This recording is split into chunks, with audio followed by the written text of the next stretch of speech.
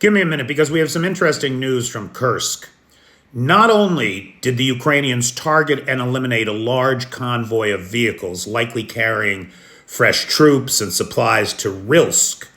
So Rilsk is the command center for the Kursk region.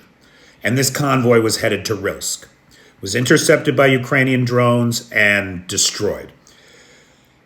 We don't know if a convoy was the target or if it was this guy who was riding with the convoy.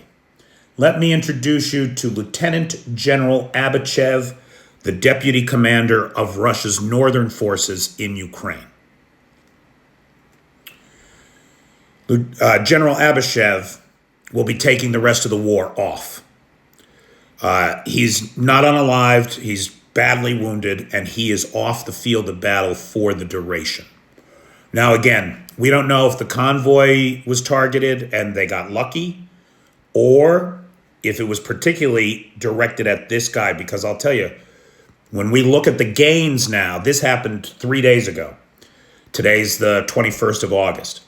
When we look at the gains and the utter lack of unit cohesion as the Sumy offensive falls apart, one has to wonder if this shakeup in the command structure hasn't shaken the faith of the northern forces in their command.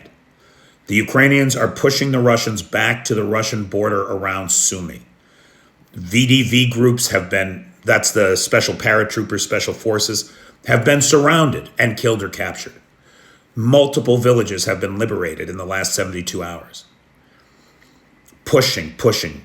The very land that Donald Trump wants the Ukrainians to swap for tens of thousands of square kilometers is being reclaimed right at this very moment in the absence of the person most responsible for directing the action there.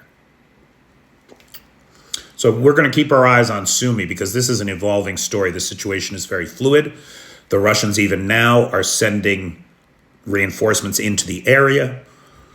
But the way that it looks on paper, the Ukrainians are pushing the Russians back to the border.